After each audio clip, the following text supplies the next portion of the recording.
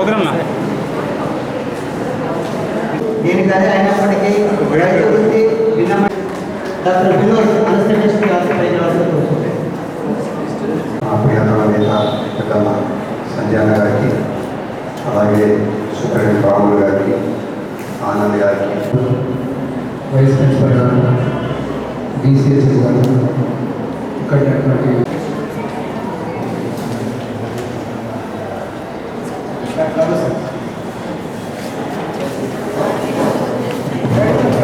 ఎంతోమంది పేద విద్యార్థులు చదువుకునే వసతి లేకున్నామని మన తెలంగాణ వచ్చిన తర్వాత గ్రంథాలయాలు అభివృద్ధి చేస్తూ గ్రంథాలయ చేయడంలో ఉన్న మనము ఓర్పు, దయ, వృత్తులు, సేవ ఎల్లప్పుడూ రోడ్డు అందుబాటులో వైద్యులు ఉండేలా డాక్టర్ గారికి సాధారణ సుస్వాగతం ఆహ్వానిస్తాను.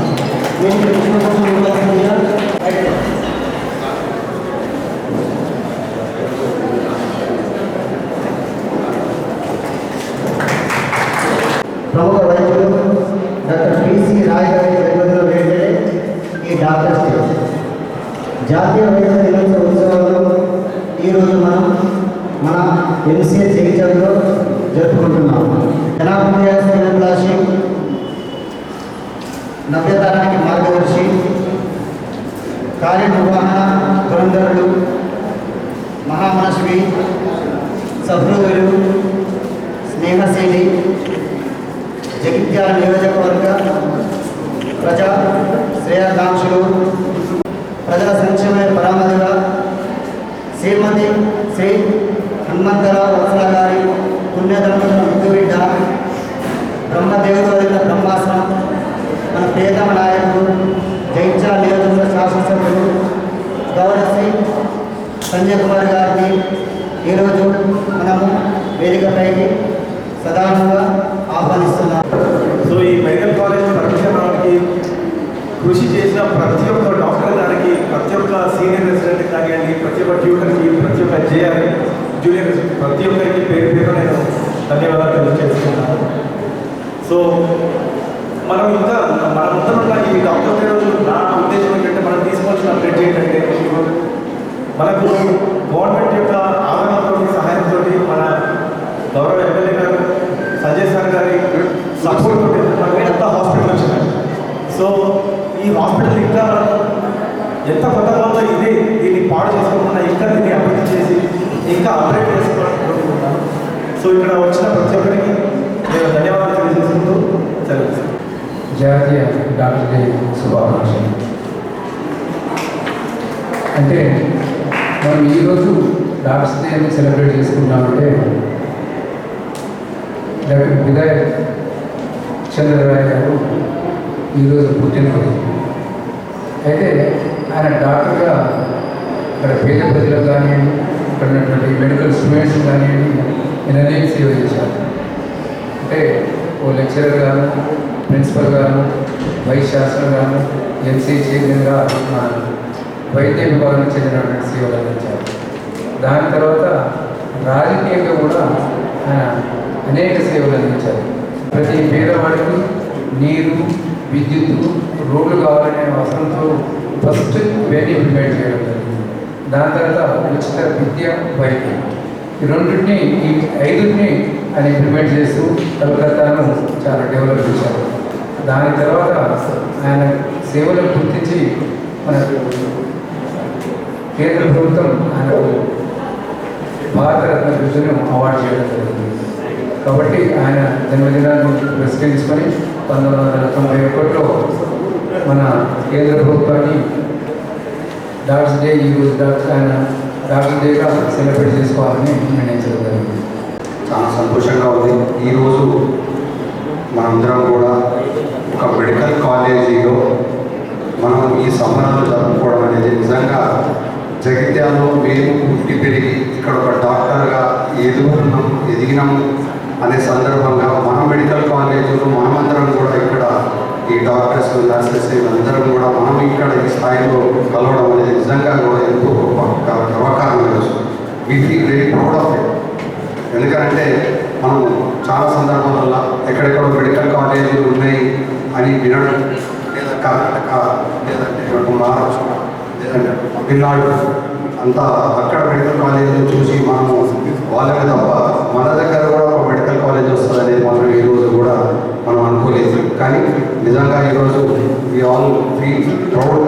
జగిత్యాల ప్రజానీకం కావచ్చు, జగిత్యాల ఉన్న సూపర్ డాక్టర్స్ అందరూ కూడా we're feeling very proud of it. But బేసికల్గా ఈరోజు డాక్టర్స్ డే సందర్భంగా నిజంగా కూడా మేము కొన్ని విషయాలు మన డాక్టర్స్ పైన కొంచెం మాట్లాడుకుంటే బాగుంటుంది. మరి నిజంగా కూడా ఒక డాక్టర్ ఎదగాలి అంటే ఎంతో కత్తి మీద సాగులాడి మనందరం కూడా ఈరోజు కాపాడుకునే విధంగా మనకు అందరం కూడా ఈరోజు డాక్టర్స్ డే సందర్భంగా మనం కాపాడుకునే విధంగా డాక్టర్స్ కమ్యూనిటీ ఈజ్ వన్. మనం ఎవరిని కూడా ఒక డాక్టర్ కించపరచుకోకుండా ఒక డాక్టర్ వ్యవస్థలో ఎప్పుడైనా అవసరం ఉన్నప్పుడు కలిసి కట్టుగా మనమందరం టుగెదర్ హెల్పింగ్ హ్యాండ్స్ లాగా ఉంది. మన వృత్తిని మన నైపుణ్యాన్ని అందరం కూడా కాపాడుకోవాల్సిందిగా కోరుకుంటూ మరి నాకు ఈ అవకాశం ఇచ్చిన ఈ మెడికల్ కాలేజ్ సూపరింటెండెంట్ గారికి, ఆర్ఎంఓ గారికి, అలాగే డాక్టర్ శశికాంత్ గారికి, అలాగే సూపర్ ఉన్న డాక్టర్స్ కమ్యూనిటీ అందరికీ కూడా పేరు పేరున కృతజ్ఞతలు. Thank you very much. ఈరోజు డాక్టర్స్ని ఎందుకు జరుపుకుంటున్నాం ఏంటి అనేది తెలియని డాక్టర్ అంటూ లేదు. ఏదైనా తెలిస్తే మనం చెప్పేది మీడియా ద్వారా నాన్ మెడికల్ పీపుల్ ప్రజలకు తెలియాల్సి. అది రాముడు గారు చాలా స్పష్టంగా, అంతకుముందు శశికాంత్ చాలా స్పష్టంగా, దాంతో పాటుగా డాక్టర్ల బాధ్యత ఏంది, దాంతో పాటుగా డాక్టర్ ఏ రకంగా ప్రాణాలు కాపాడతారు అనేది స్వయాన సూపరింటెండెంట్ గారు వారి అనుభవపూర్వకంగా చెప్పారు. డాక్టర్లు లేకపోతే నేనే పోతున్నాను. సో ఇది తెలియని వ్యక్తి అది ప్రపంచం ఉన్నదంటే ప్రపంచంలో ప్రతి ఒక్కరూ తెలుసు డాక్టర్ మనకి ఏదో అవసరం పడుతుంది. మనకి కూడా వచ్చే డాక్టర్ కావాలి, పిల్లలకైనా డాక్టర్ కావాలి, భార్య ప్రసూతికైనా డాక్టర్ కావాలి, నా బిడ్డ ప్రసూతమైన డాక్టర్ కావాలి అని అందరికీ తెలుసు. అన్నీ తెలిసినా కానీ వివిధ సందర్భాలలో మనల్ని మొక్కుతూ ఉంటారు, వివిధ సందర్భాలలో తిడతా ఉంటారు. ఇది నడుతా ఉన్న చరిత్ర. డాక్టర్ దేవతరం దేవుడు, వైద్యుడు నారాయణ హరి, ఇవన్నీ కూడా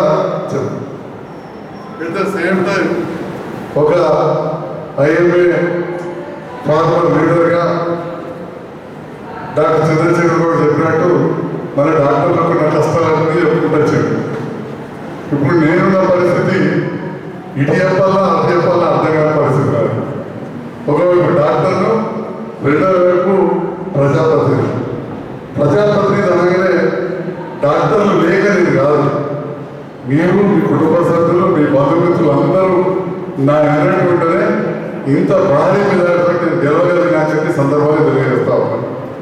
ఒక డాక్టర్గా నా వంతుగా ఏదైతే గుర్తింపు ఉందో అది ఇది అది తోడైతేనే ఈరోజు మీ ముందు ఒక ఎమ్మెల్యే కూడా, అంతేగాని వేయలేదు కాదు.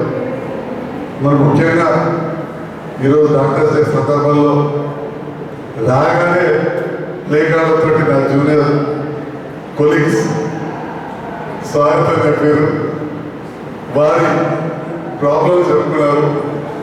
నేను కూడా ఒక స్టూడెంట్ లీడర్గా ఎదిగే ఈరోజు ఎమ్మెల్యే ఆల్వేస్ అని కాలేదు. I was also a student leader in my college days. నేను first sports centre of Siddhartha medical college, first hostel centre of Siddhartha medical college. ఇక్కడ నుంచి పోయి ఆ విజయవాడ రావడం బట్టి కాదు, అక్కడ ఉన్న పరిస్థితులలో అప్పుడు. అదే ఇప్పుడు university of health sciences India మన తెలంగాణ తర్వాత కాలేజీ నారాయణ యూనివర్సిటీ వచ్చింది. అప్పుడు కూడా ఎన్నో సమస్యలు ఉంటుండే. ఇట్లనే ప్లేకార్డులు పట్టుకొని యూనివర్సిటీకి వెళ్ళే రోజుల్లో కాలేజీ ముందుట రికగ్నిషన్ కాకపోతే రికగ్నిషన్ కాలేదు.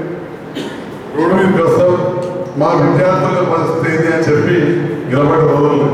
సో ఇప్పుడు ఏదైతే సీనియర్ రెసిడెంట్స్ కొన్ని డిమాండ్ పట్టుకొని నిలబడలో దానిని పాజిటివ్ దృక్పథంతో ఆలోచన చేసి అవి సాల్వ్ అయ్యేలా చూస్తా అని చెప్పి సందర్భంలో మా జూనియర్ డాక్టర్స్ మాట్లాడుతున్నాం.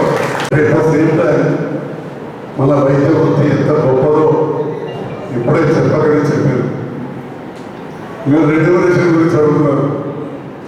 జనరల్ డిమాండ్ మీరు అడగాల్సిందే, ప్రభుత్వం ఇవ్వాల్సిందే, ప్రభుత్వం ఇస్తుంది కూడా. బోతున్నారు కూడా అదే సుప్రీం రెడ్డి గారు ఇప్పుడే చెప్పారు. సో ఇష్యూ చేసుకుంటుంది ఓవర్ మనీ ఇష్యూ అనేది అయిపోయింది. ఇక రెండోది వచ్చి మీ 3 నెలల అడిషనల్ ఏదైతే కోవిడ్ పీరియడ్లో చేసేది కన్సిడర్ చేయమంటారో దాని విషయం తప్పకుండా నేను కూడా director of medical education is very good friend of my health minister కూడా నాకు బాగా తెలుసు కాబట్టి తప్పకుండా వాళ్ళ ముందుంచి మీ జెన్యున్ డిమాండ్ ఉంటే సాల్వ్ చేస్తాను కూడా ఈ సందర్భంగా తెలియజేస్తాను. Humbly request all my junior colleagues, please treat every patient as your father. A patient వచ్చినా పెద్దవాళ్ళు వస్తే తల్లి తండ్రి అమ్మమ్మ నాన్న పిల్లలు వస్తే మీ పిల్లలు అనుకోండి, కుటుంబ సభ్యులు అనుకోని ట్రీట్ చేయాలి. హ్యూమన్ టచ్ అనేది అవసరం. అందుకే ఇవాళ ప్రైవేట్ హాస్పిటల్లో ఒక డాక్టర్ అంటే 30 మంది పోతారు. ఇవాళ 3 కళ్ళ డాక్టర్లు ఉంటే 30 మంది పేషెంట్ ఇక్కడికి వస్తలేదు.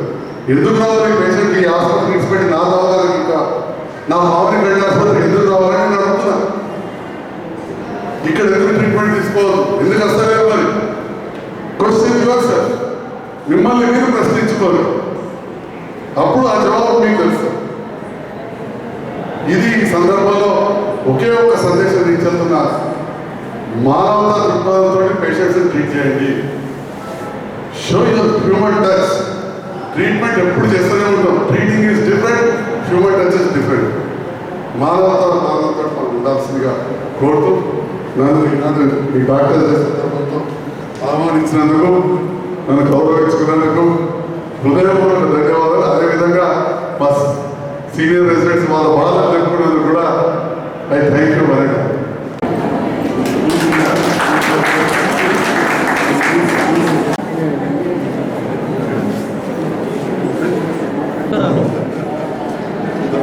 రోజు బతికిస్తూనే ఉంటున్నారు, ఎలా చెప్పాలి? తెలిసినప్పుడు అట్లా కూడా ఏమైనా స్కూల్ డెవలప్మెంట్ చేయాలి.